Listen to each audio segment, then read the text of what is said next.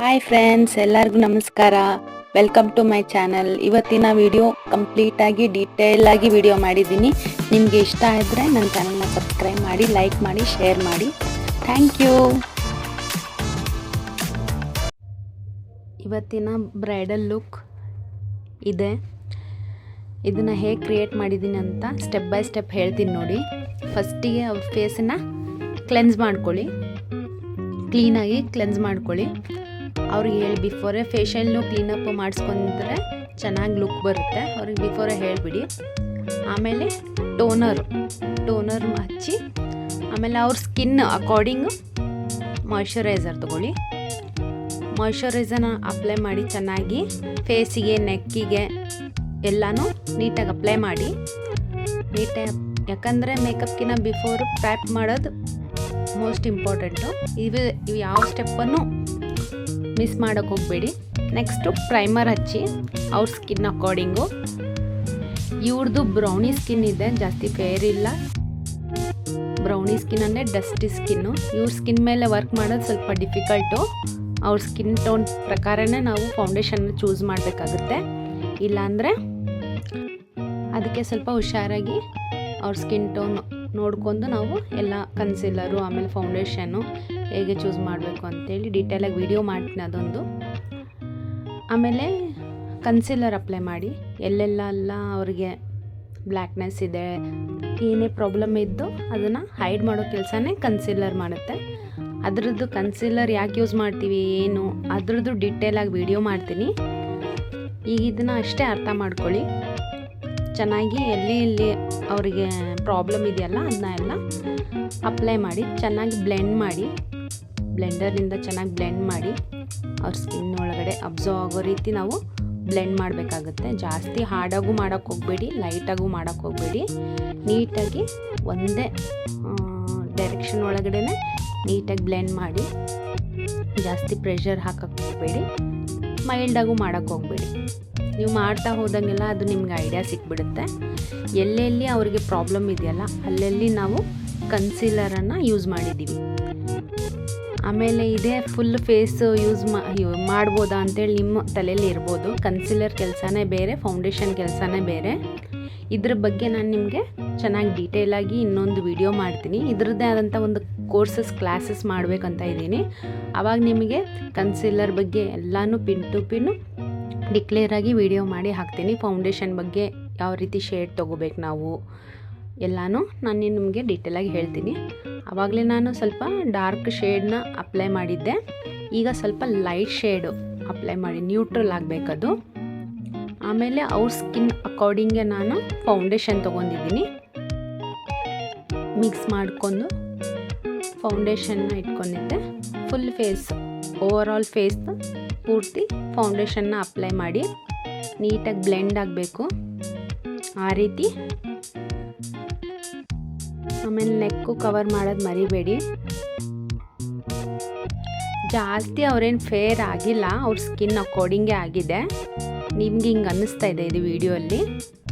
ಆಮೇಲೆ highlighting area, ಕನ್ಸೀಲರಲ್ಲೇ light shade ತೊಗೊಂಡು ಹೈಲೈಟಿಂಗ್ನ ಮಾಡ್ಕೋಬೇಕಾಗುತ್ತೆ.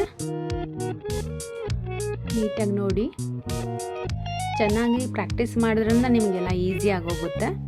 ನೀಟಾಗಿ ಅದನ್ನು ಬ್ಲೆಂಡ್ ಮಾಡಿ. ಹೈಲೈಟಿಂಗ್ ಏರಿಯಾ ಯಾವುದು ಅಂತೇಳಿ ನಿಮ್ಗೆ ಗೊತ್ತಾಗುತ್ತೆ. ಇವಾಗ ನಾನು ನಿಮ್ಗೆ ಮಾರ್ಕ್ ಮಾಡಿದ್ನಲ್ಲ ಅದೇ ಹೈಲೈಟಿಂಗ್ ಏರಿಯಾ. ಆಮೇಲೆ ಕೌಂಟೋರ್ ಮಾಡ್ಕೊಳ್ಳಿ, ನೋಸು.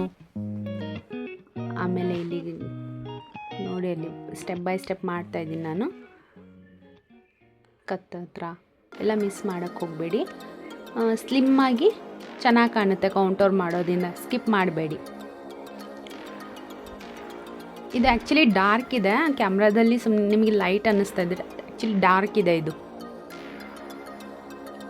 ಕೆಲವೊಂದು ಟೈಮ್ನಲ್ಲಿ ಏನಾಗ್ಬಿಡುತ್ತೆ ಅಂದರೆ ಕ್ಯಾಮ್ರಾಗಳ ಕಲರ್ಸ್ ರಿಫ್ಲೆಕ್ಷನ್ ಚೇಂಜ್ ಆಗಿಬಿಡುತ್ತೆ. ಆದರೆ ಕೌಂಟರ್ ಮಾಡಬೇಕಾದ್ರೆ ಡಾರ್ಕ್ ಶೇಡನ್ನೇ ಯೂಸ್ ಮಾಡಬೇಕು.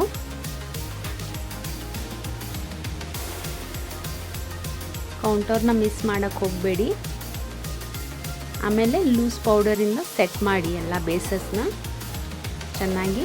ಇಲ್ಲಿ ರಿಂಕಲ್ಸ್ ಬಿಂದಿರುತ್ತಲ್ಲ ಅದನ್ನು ನೀವು ಲೂಸ್ ಪೌಡರಿಂದ ಆರಾಮ್ಸೆ ಕವರ್ ಮಾಡ್ಬೋದು. ಹೇಗೆ ಡ್ಯಾಪ್ ಮಾಡಿ ನಾನು ಪೌಡರ್ನ ಅಪ್ಲೈ ಮಾಡ್ತಿದ್ದೀನಿ ನೋಡಿ. ಲೂಸ್ ಪೌಡರು ಮೋಸ್ಟ್ ಇಂಪಾರ್ಟೆಂಟ್, ಇದು ಸ್ಕಿಪ್ ಮಾಡೋಕ್ಕೆ ಹೋಗಬೇಡಿ. ಆಮೇಲೆ ಕಾಂಪ್ಯಾಕ್ಟ್ ಹಚ್ಬೋದಾ ಅಂತ ಕೇಳ್ಬೋದು. ಕಾಂಪ್ಯಾಕ್ಟ್ ಹಚ್ಚೋದ್ರಿಂದ ನಿಮಗೆ ಲೋ ಕವರೇಜ್ ಸಿಗುತ್ತೆ. ಅದೇ ಲೂಸ್ ಪೌಡರ್ನ ಯೂಸ್ ಮಾಡೋದ್ರಿಂದ ನಿಮಗೆ ಏನಾಗುತ್ತೆ, ಲಾಂಗ್ ಲಾಸ್ಟಿಂಗ್ ಸಿಗುತ್ತೆ, ಫುಲ್ ಕವರೇಜ್ ಸಿಗುತ್ತೆ. ಅದಕ್ಕೋಸ್ಕರ ಲೂಸ್ ಪೌಡರ್ನ ಯೂಸ್ ಮಾಡಬೇಕು. ಬ್ರೈಡಲ್ಗೆಲ್ಲ ಲೂಸ್ ಪೌಡರನ್ನೇ ಯೂಸ್ ಮಾಡಿ. ನೆಕ್ಸ್ಟು ಬ್ಲಷು. ಅವ್ರ ಸ್ಕಿನ್ ಅಕಾರ್ಡಿಂಗು, ಅವ್ರ ಸ್ಕಿನ್ ಟೋನ್ ಏನಿದೆಯಲ್ಲ ಅದನ್ನು ನೋಡಿಕೊಂಡು ನೀವು ಬ್ಲಷನ್ನು ಅಪ್ಲೈ ಮಾಡಬೇಕಾಗುತ್ತೆ. ಜಾಸ್ತಿ ಅಪ್ಲೈ ಮಾಡಬೇಡಿ. ಅವ್ರಿಗೆ ಸ್ಕಿನ್ ಟೋನ್ಗೆ ಯಾವ್ದು ಮ್ಯಾಚ್ ಆಗುತ್ತೋ ಅದನ್ನು ತಗೊಳ್ಳಿ. ಯಾವ ಸ್ಟೆಪ್ಪನ್ನು ಮಿಸ್ ಮಾಡಲಾರ್ದಂಗೆ ಮಾಡಿ. ನೀಟಾಗಿ ಬರುತ್ತೆ ನಿಮ್ಮದು ವರ್ಕು. ಆಮೇಲೆ ಅವ್ರ ಡ್ರೆಸ್ ಕಲರ್ನ ಮ್ಯಾಚ್ ಮಾಡಿಕೊಂಡು ಐ ಶ್ಯಾಡೋನ ಪಿಕ್ ಮಾಡ್ಕೊಂಡಿದ್ದೀನಿ ನಾನು. ಚೆನ್ನಾಗಿ ಬ್ಲೆಂಡ್ ಮಾಡಿ, ಔಟರ್ ಕಾರ್ನರ್ ಇನ್ನರ್ ಕಾರ್ನರ್ ಎಲ್ಲ ಚೆನ್ನಾಗಿ ಬ್ಲೆಂಡ್ ಮಾಡಿ ಯಾಕಂದರೆ ಇದು ಬ್ರೈಡಲ್ ಲುಕ್ ಇರೋದನ್ನ ಸ್ವಲ್ಪ ಡಾರ್ಕ್ ಆಗಿದ್ದರೆ ಚೆನ್ನಾಗಿ ಕಾಣುತ್ತೆ.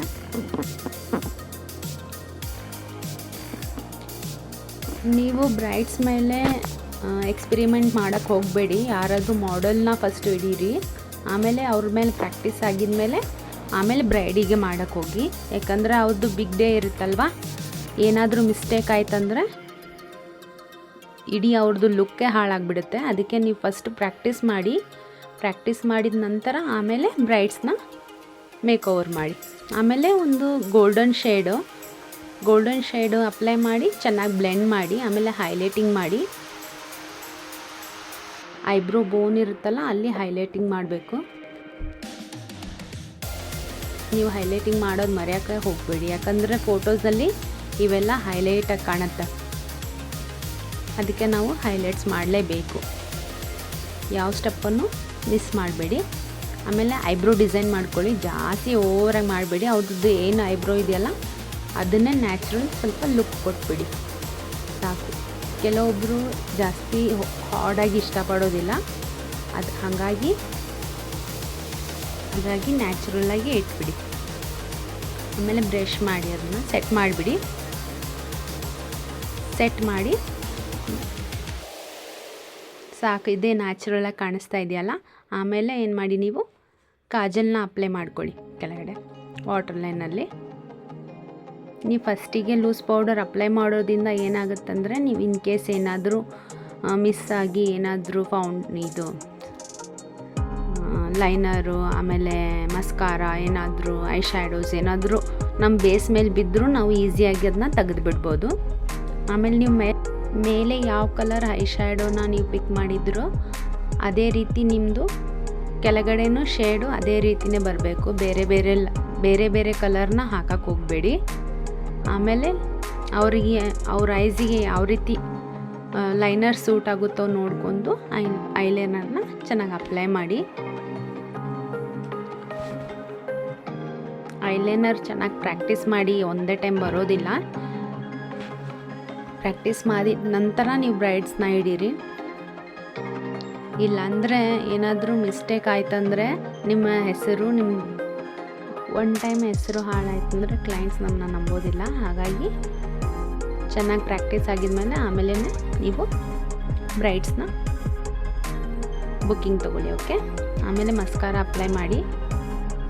ಈ ರೀತಿ ಪೌಡರ್ ಪಫ್ ಹಿಡಿಯೋದ್ರಿಂದ ಏನಾಗುತ್ತಂದರೆ ನಮ್ಮ ಕೈಯಲ್ಲಿ ಹೀಟ್ ಇರುತ್ತಲ್ಲ ಅದು ಫೌಂಡೇಶನ್ನು ಮೆಲ್ಟ್ ಆಗೋದಿಲ್ಲ. ಹಾಗಾಗಿ ಪಫ್ ಹಿಡಿದು ಮಾಡಿ. ಆಮೇಲೆ ಹೈಲೈಟಿಂಗ್ ಮಾಡಿ. ಹೈಲೈಟ್ರ್ ಅಪ್ಲೈ ಮಾಡಿ ಬ್ಲೆಂಡ್ ಮಾಡೋದನ್ನು ಮರಿಬೇಡಿ. ಬ್ಲೆಂಡ್ ಮಾಡಿಲ್ಲ ಅಂದರೆ ಎಲ್ಲ ಅಲ್ಲೆಲ್ಲೇ ಉಳಿದು ಬಿಡುತ್ತೆ. ಹಾಗಾಗಿ ಚೆನ್ನಾಗಿ ಬ್ಲೆಂಡ್ ಮಾಡಿ. ಆಮೇಲೆ ಅವರು ಸ್ಕಿನ್ ಅಕಾರ್ಡಿಂಗು ನೀವು ಲಿಪ್ಸ್ಟಿಕ್ನ ಅಪ್ಲೈ ಮಾಡಿ. ಆಮೇಲೆ ಲಿಪ್ ಗ್ಲಾಸ್ನ ಹಚ್ಚಕ್ಕೆ ಮರಿಬೇಡಿ, ಗ್ಲಾಸಿಯಾಗಿ ಕಾಣಿಸೋದಿಲ್ಲ. ಆಮೇಲೆ ಫಿಕ್ಸರ್ ಯೂಸ್ ಮಾಡಿ. ಕಂಪ್ಲೀಟ್ ಆಗಿದೆ. ಈ ಹೇರ್ ಸ್ಟೈಲ್ ನೋಡಿ, ಹೇರ್ ಸ್ಟೈಲ್ದು ನಾನು ವಿಡಿಯೋ ಹಾಕ್ತೀನಿ, ಹೇಗಿದೆ ಅಂತ ಕಮೆಂಟ್ ಮಾಡಿ. Okay, thank you.